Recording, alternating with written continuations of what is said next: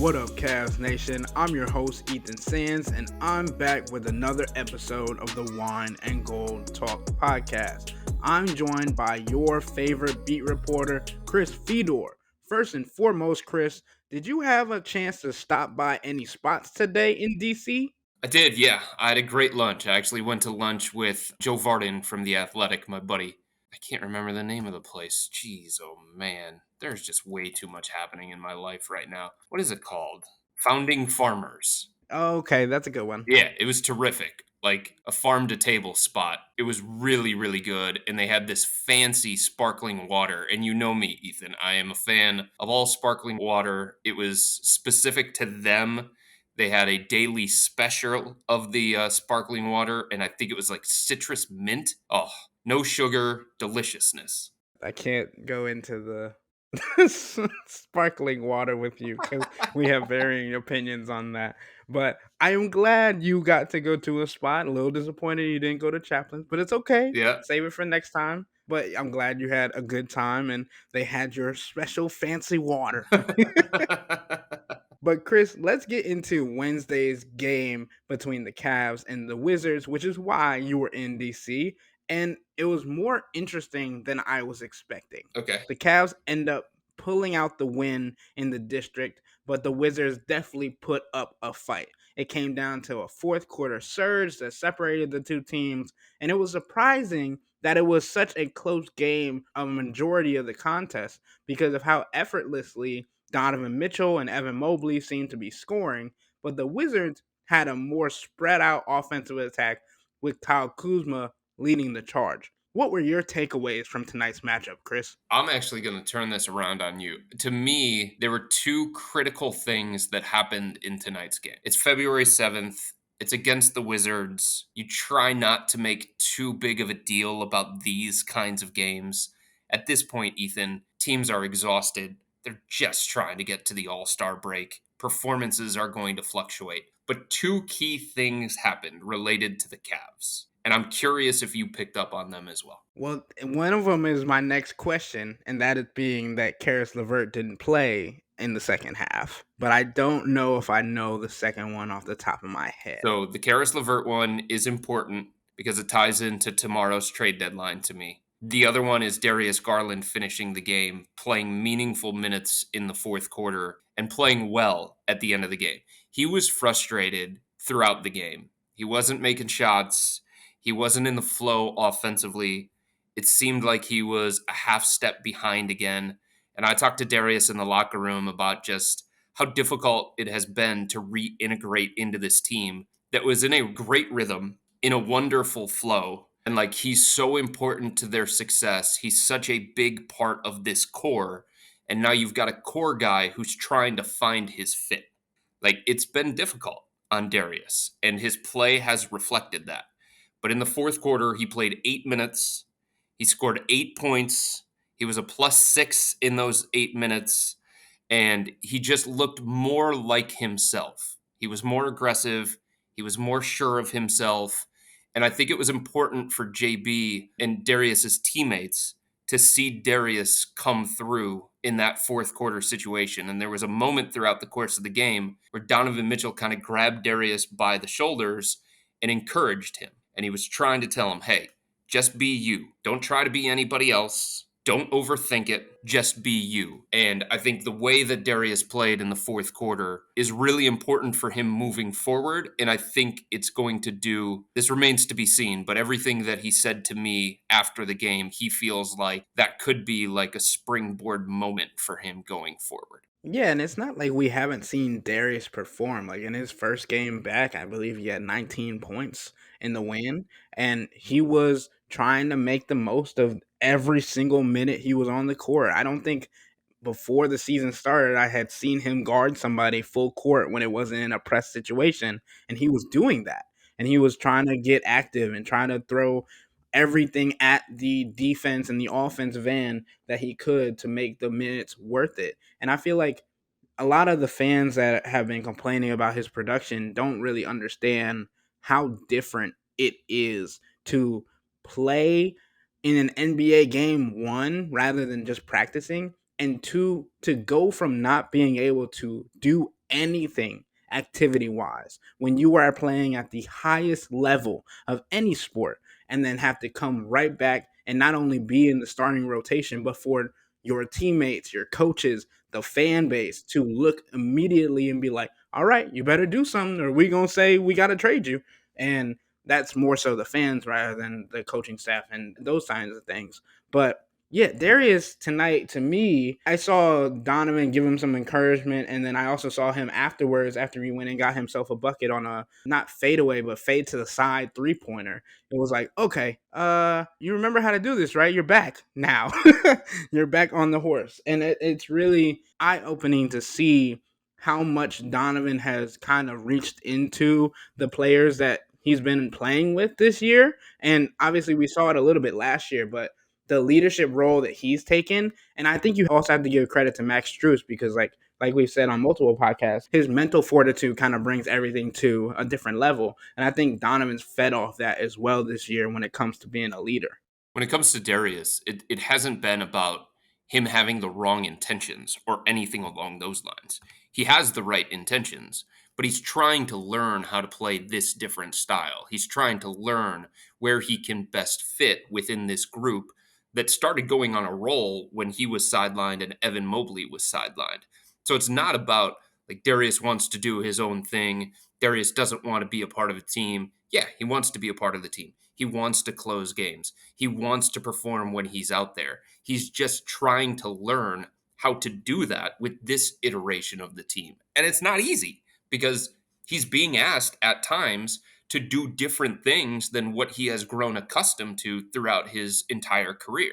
It's one thing to sit there and say, hey, get off the ball. Hey, run around screens. Hey, move without the basketball. Hey, work your way into the flow of the offense without dominating possessions. It's another thing for him to be able to have enough experience with that, enough reps with that, so he can grow comfortable in that particular role. And Donovan Mitchell said it, JB Bickerstaff said it, Darius Garland said it, everybody said it as soon as Darius and Evan Mobley came back. Yo, guys, this is not going to be seamless. This is going to take time. Just like at the beginning of the season, Ethan, when it was going to take time for Max Strus, George Niang, some of the new guys, and some of the old guys to try and get accustomed to a new system, to a new defensive principle setup, to new teammates. Like that was always going to take time. Here, middle of the season, when the Cavs are in a flow and they're winning games, they've only lost 2 since it became the new year. Think about that. 2 games that they've lost since it became the new year. Trying to reintegrate guys in the middle of that was never just going to be seamless. It was going to take time. There are going to be growing pains. There are going to continue to be growing pains throughout the course of games in stretches. But if you can learn on the fly like that and you can find your way while at the same time winning games and banking those W's that keep you second in the Eastern Conference, that's a really, really good place for this organization to be. When we talked to Darius after his first game back, he said it himself talking about, I don't want to mess up what the Cavs got going. Like, I don't want to step on toes. I just want to fit in and just kind of mesh with everything. I don't want to stand out. I don't need to stand out. I just want to be able to help and play my part along the way. And I think that's what we've been talking about when we mentioned the trade deadline. Like, Evan Mobley and Darius Garland coming back and being acclimated. And you mentioned it, like the new guys at the earlier parts of the season having to figure out a scheme, figure out a mindset, figure out what the Cavs had going and make an identity for themselves. That was their acclimation period. Now you got Evan and Darius coming back, and it's like, oh wow, you got 2 big players coming back, and you need to reacclimate them to a brand new scheme that they had not been playing, not early in the season, not last year, not the past couple of years that Darius has been on the squad. Like, this is completely new and it's been working. And also, it's a confidence thing, like to know that what you were doing before you got injured could have been enhanced. And now you're coming back to a better team overall. It's like, okay, let me not step on toes. Let me not hurt anything. Let me just help. And I think that's what Darius has been doing. To me, Ethan, the what has always been easily identifiable. It's the how that is complicated. and it's going to continue to take time. The Cavs are not a finished product. It's February 7th. The goal is to be at their best in April, May, and if they're lucky enough, June. So it's just about how these guys can navigate this. It's about how JB Bickerstaff can figure out his lineups and his rotations. And he's still working through all of that. And it's been a challenge for him because he's got 10 or 11 guys that have earned minutes that deserve minutes on this team. And he's having a hard time finding the right balance of that and finding enough run for all of these guys to keep them happy, keep them in the flow, keep them in rhythm, keep them engaged. And it's probably just going to vary on a night to night basis. I mean, look at tonight, Ethan. Caris LeVert, he played 3 minutes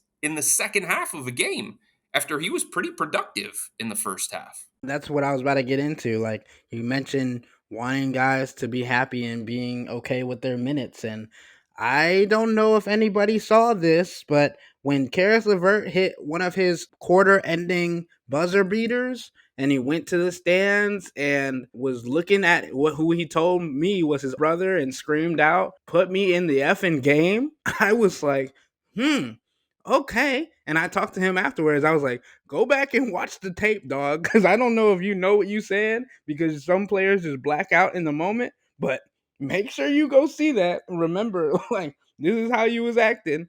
But I mean, Karis is a guy who wants to just be a part of this team. And we talked about him being a sixth man of the year candidate earlier this year. And then, well, Donovan Mitchell actually pulled up and said that Isaac Okoro should also be in that conversation. I asked Karis how he felt about it, and Karis said, Ice can have it. And I was like, well, it's not about accolades, is it? He said, no, it's bigger than that. Well, breaking news. Neither one of them is going to get it this year. So we can move past that. There is no 100%. chance. 100%. No chance. And that doesn't mean that Isaac hasn't been impactful coming off the bench for the Cavs. And it doesn't mean that Caris LeVert hasn't been very good in a bounce back season for the Cavs. But it's just not happening. There are other guys that are six men that are having better, more productive, more impactful seasons. So we can drop the whole six man of the year thing, I think. Earlier in the season, it was more viable, but now that we've seen it, it's changed a little bit. But we mentioned Karis not playing, and I feel like you might have some insight on why that might be. Yeah, so source tells me that it had nothing to do with an injury concern for Karras. It had nothing to do with him being pulled out because he's going to be in a trade tomorrow. Who knows? He could be in a trade tomorrow. Anything could happen. Things change quickly in the NBA. But that wasn't the reason for tonight. There wasn't some kind of decree from the Cavs front office, pull Caris LeVert because he may be involved in a trade tomorrow. It's just a situation, Ethan, where JB Bickerstaff is trying to figure it all out. He has a lot of like-sized guys. He's got a lot of guys that play the same kind of position. And if ever there was a reason for this front office to do nothing at the trade deadline, it was made clear by Caris LeVert getting 3 minutes in the second half. This is a guy who is integral to the Cavs' success. This is a guy who has been in the every night rotation since the beginning of the year. He is the stabilizing force of the Cavs' retooled second unit. And he can only get 3 minutes in the second half of a game because you're trying to find minutes for Sam Merrill, because you need the defense of Isaac Okoro, and because you have the full intact starting five. Like, if Caris LeVert can't get consistent minutes, and Dean Wade, who started in place of Evan Mobley for about 6 weeks, can't get consistent minutes in the second half of a game against the Washington Wizards on February 7th, like, how is Royce O'Neal or Dorian Finney-Smith or any of these other guys that have been linked to the Cavs throughout this entire trade deadline process, how are those guys going to get consistent playing time? The answer is they're not. There's not enough room for all these guys right now as it is. And JB Bickerstaff, according to my source, is still just trying to figure it all out. Caris didn't do anything wrong. It was a situation where Sam Merrill played 5 minutes in the first half, and they wanted to go to him to kind of loosen up the defense, to create some more ball movement, maybe get some more three-point shooting out there. And Sam Merrill got the minutes that Caris LeVert typically gets. That's all it was. I mean, we've been talking about it and giving different scenarios and options and have taken listens from our subtexters, but me and Chris have been saying it, man. Like, we would be okay. if the Cavs didn't make any moves. I think the Cavs would be okay if the Cavs didn't make any moves because you look at how deep the roster is now. You look at the confidence that they have in every single player on their bench. And that includes Damian Jones because of what he's been able to contribute with Tristan Thompson being out and sometimes Jared Allen or Evan Mobley being in foul trouble or whatever it may be. Sort of Like, ish. yes, it's lesser for Damian Jones than anybody else, but everybody else, including Damian Jones, has some level of confidence in their play. And I think that has been shown over the last couple of games.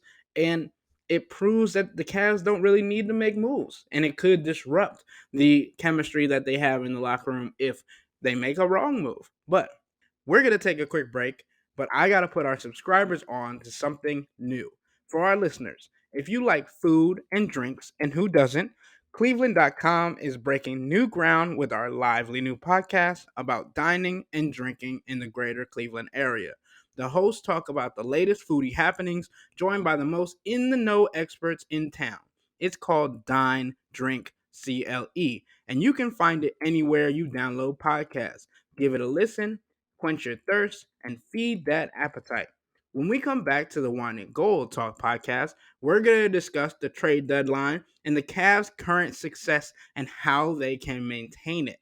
But before then, become a Cavs insider and interact with me and Chris by subscribing to Subtext. Sign up for a 14-day free trial or visit cleveland.com/Cavs and click on the blue bar at the top of the page. If you don't like it, that's fine. All you have to do is text the word stop. It's easy, but we can tell you that the people who sign up stick around because this is the best way to get insider coverage on the Cavs from Chris and me. We'll be right back.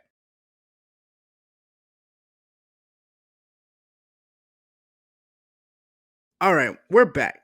It feels like this Cavs team has simply found a way after winning 15 of their last 16 games and going on a 7-game winning streak. Whether it's been a 3-point masterclass, playing off the bigs on the interior, or using multiple shooters to take eyes from the natural scorers. The Cavs haven't been bogged down to a sole scheme, and I think that's my favorite part of this stretch that they're on. They've been able to adjust and adapt in almost every game depending on what the opposing team throws at them. What do you think about how this team has operated as of late, Chris? I mean, it's been really, really good. It's been team basketball. It's been selfless. It's been a democratic approach. Obviously, every team in the NBA that has big time ambitions, including the Cavs, there's going to be an offensive hierarchy. This is Donovan Mitchell's team. This is Donovan Mitchell's offense. He's going to be the highest usage player. He's going to be the highest touch player. He's their leading scorer. He's their all star. He's their MVP candidate. But like there are different guys stepping up and delivering. Jared Allen wasn't great tonight. He was kind of pushed around a little bit. He was fumbling some passes. He wasn't the same offensive force that he has been for the last 6 weeks or so. But Evan Mobley stepped up and he had a great performance. A lot of his production came when he was playing center, surrounded by 4 shooters, and Jarrett was on the bench. But he stepped up. He delivered the kind of offensive game that the Cavs continue to believe can get better and better and better as this season goes on and as Evan's career progresses. So I like the fact that they're sharing the basketball. I like the fact that they're playing to the strength of their personnel in terms of how many 3-pointers they're taking. I like the fact that Donovan Mitchell seems to be making, for the most part, really good decisions as the primary ball handler, although he kicked himself tonight and he was very hard on himself for the 5 turnovers that he had. And he called it a sloppy performance by his own standards. But there are just so many different things to like about this team. And to me, the aspect that matters the most for the Cavs moving forward is that they can now diversify their offensive attack in a way that they haven't been able to in the past and in a way that they didn't show at the beginning of the season. And I think one of the most important traits for any team that has playoff aspirations is to be able to play a bunch of different styles because you just don't know what that matchup is going to be in the playoffs and you don't know what that matchup is going to call for. So the Cavs have shown that they can be successful with the two big lineup. The Cavs have shown that they can be successful at times if they have to downsize and put Dean Wade or George Niang at the five. The Cavs have shown that they can be a pick and roll heavy team with their personnel of Donovan Mitchell, Darius Garland, Evan Mobley, and Jared Allen, and they can thrive that way and create secondary actions off of that.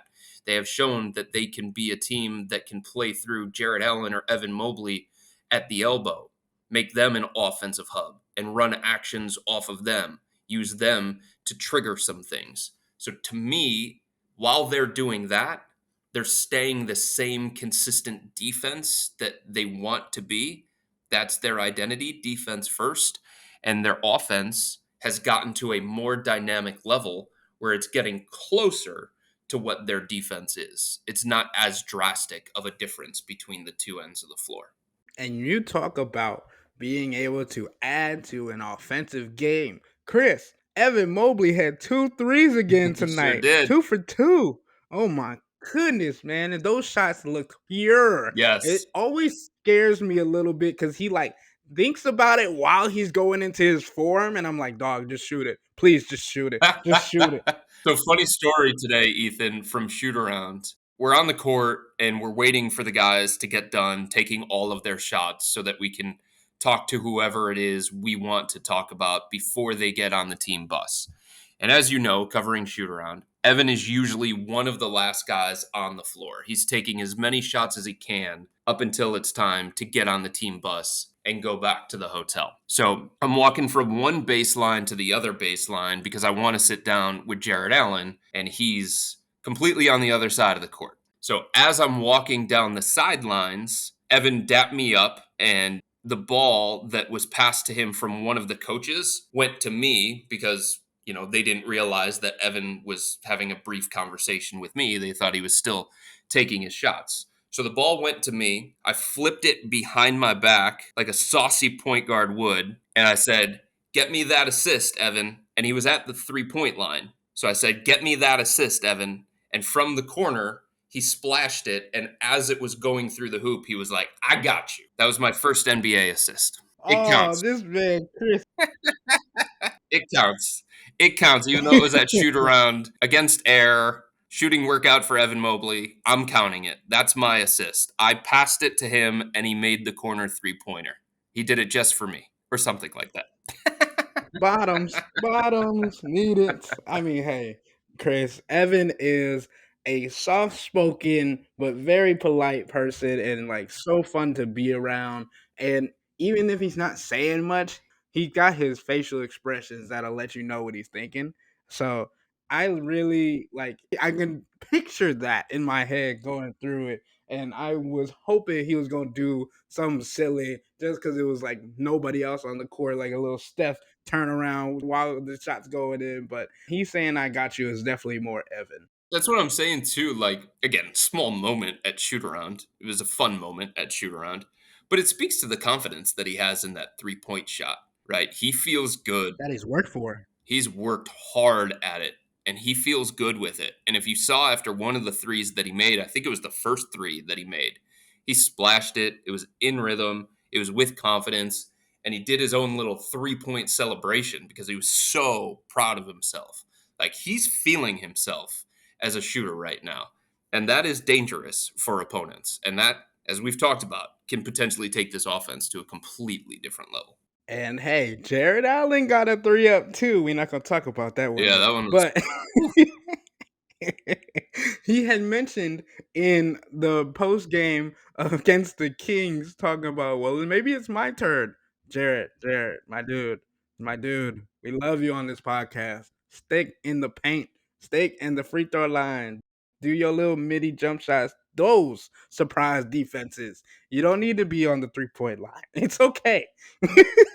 I mean, just like everybody else on this team, Ethan, you know this, he works on that 3-point shot. He finishes basically every shooting workout that he has with a series of 3-pointers from the corner mostly, because obviously, if he's going to be at the 3-point line, which is rare to begin with, it would probably be in the corner in a spaced out role. Yeah, agreed. All right, Chris. The trade deadline is inching ever closer. And we talked about it briefly, but There's been already some moves being made around the league for the Cavs. Have you got any sense or any insight about moves that could be made by 3 p.m. tomorrow? Or is it more so that Caris LeVert not getting minutes in the second half is almost proof that the Cavs are not going to do anything? Because we all know the NBA is a crazy space. Things can happen, things change overnight, things change in an hour. We saw Darius Garland get added to an injury report 3 hours before a game, right after he was at shoot around. Who knows? What do you have for us and the fans, Chris, on anything that you might be hearing or nothing that you might be hearing? Yeah, I mean, I just get the sense that the players in that locker room, the coaches, and members of the front office believe that they already have enough, that they recognize the weaknesses that this roster had coming into this season, all of those that were exposed by the New York Knicks in the first round of the playoffs, and they did their best to go out and address those. They added shooting, they added floor spacing, they added depth to this roster so that it wouldn't be one of the least productive benches in the entire NBA. And I just think like the lingering questions about this team, to me, they don't get answered with a trade. So if you think about some of the things that you're wondering about this team and what those are, they're not like roster construction related. They're not, do they have enough off the bench? Is their starting five good enough? Is the top eight in their rotation reliable enough? Do they have enough shooting? You know what I mean? Like it's not that. It's, is Darius Garland and Evan Mobley, are they both ready for what the playoffs demand? Is Isaac Okoro ready for a team completely ignoring him, leaving him wide open from 3 point range to crowd the paint on Darius Garland and Donovan Mitchell, just like the Knicks did last year in the playoffs? Like, is Isaac ready for that level of disrespect? And can he make teams pay for that in a way that he hasn't been able to in the past in playoff like environments? If you think about the play in tournament a couple of years ago against Brooklyn and Atlanta, Isaac got an opportunity. Brooklyn completely left him open, ignored him, and he got pulled from the game. And then he didn't start the next game against the Atlanta Hawks. So, like, those questions can't be answered until we get into April. How much did JB Bickerstaff learn from the playoff series against the New York Knicks? You don't trade for that. You don't get that if you trade for Royce O'Neal. You don't get that if you trade for Dorian Finney-Smith. You don't get that if you trade for Lonnie Walker the fourth. You know what I mean? So, like, I just think that members of this front office are looking at what they have to offer, what's available on the open market, and whether any of those guys that they could add to this roster would be upgrades. And I think at the end of the day, they're going to look at all of those different options as lateral moves. And I just don't think the Cavs want to use some of their assets, and they don't have too many assets to begin with, both this trade deadline and moving forward. So I just don't think they want to use some of those assets to simply make what would be viewed as a lateral move for a guy who probably isn't going to get consistent playing time. And he's probably not going to crack the 9-10 man rotation anyway, because there's built in trust that Sam Merrill has earned and Dean Wade has earned and Caris LeVert has earned, that a new guy coming in the middle of February when there are 30 games left in the regular season, I don't know that there's enough time for that guy to step into this rotation and make a tangible difference for this team. Like, they're not the Bucks here, right? They're not floundering the way that Milwaukee is, where you're saying, okay, something is off. They need a better defensive player if they're going to improve on the defensive end. They're not the Los Angeles Lakers, where LeBron James looks like he's aged 4 years just in this season because he's playing with a bunch of schmoes. You know what I'm saying? Like, this is a really good basketball team. This is a deep basketball team. It doesn't mean it's a flawless roster, but I just don't think the things that they need most are sitting out there in this year's trade deadline. I honestly don't think there is a trade that the Cavs could make that would elevate them. I think any trade that they would make, barring something huge, which I don't see happening, it would be a step backwards for this team in this moment. Or a lateral move. Maybe. Like I've said a couple times on this podcast, like if they bring somebody else in and it's not the right chemistry, I think that's moving backwards. And that's my thing. Like there have been so many moments where you see the joy, the camaraderie, and everything that they got going on that just a wrong energy could shift backwards. I'm not even talking about the play on the court. I'm talking about what the potential trade player could do to their team morale. But I also wanted to point out that Isaac Okoro, man, he's been in every interview that I've had with him or everything that he's been around. He has been confident, happy, selfless, but also very much making it aware to everyone he's talked to that he has the utmost confidence in himself. And I think you've seen it more lately because of his readiness to shoot the ball. Earlier in the season, we saw him catch the ball and immediately go into his jab step triple threat and try and get to the rim. Well, a couple games ago, more like 10 games ago, it was like he would catch it and then think about shooting and then go into his little triple threat jab move. Now he's like, well, man, if I'm open, I'm putting this up. And I was like, okay. And I'm not going to lie, Chris.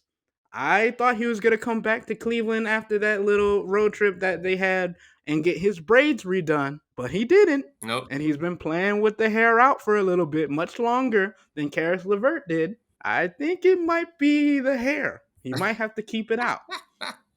Hey, man, with somebody that has twists and braids and all those nice things for black hairstyles, like, I know how much power derives from hair.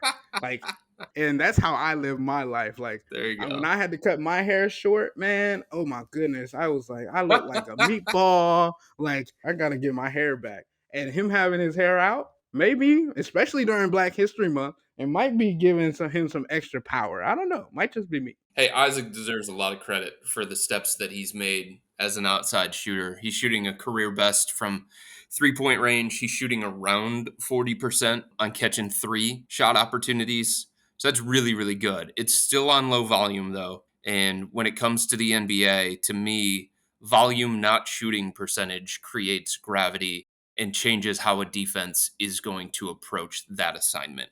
And I think there's still legitimate questions, like I said, about we all understand the playoffs are completely different than the regular season. Even the players in the NBA understand the differences between the regular season and the playoffs. So, like, he still has a lot to prove in terms of how he can impact this team once it comes to a playoff series. We know on the defensive end what he's capable of. He's their best point of attack defender. He's the guy who's going to get the toughest assignment for the opposing team, and he relishes that opportunity. But, like, if he doesn't make those outside shots, if he doesn't take those outside shots, that is going to diminish how much JB feels like he can go to him in a 7-game series when rotations get tighter and tighter as you get into the postseason. So I just think there are still legitimate questions about how Isaac's game from the regular season, which has been good, and he deserves a lot of credit, and he's been really important over the last 6 weeks, how that translates to a 7-game series. And with all of that being said, that'll wrap up today's episode of the Wine and Gold Talk podcast. But remember to become a Cavs insider and interact with Chris and me by subscribing to Subtext. Sign up for a 14-day free trial or visit cleveland.com/Cavs and click on the blue bar at the top of the page. If you don't like it, that's fine. All you have to do is text the word STOP. It's easy, but we can tell you that the people who sign up stick around because this is the best way to get insider coverage on the Cavs from me and Chris. This isn't just our podcast, it's your podcast. And the only way to have your voice heard is through Subtext. Y'all be safe. We out.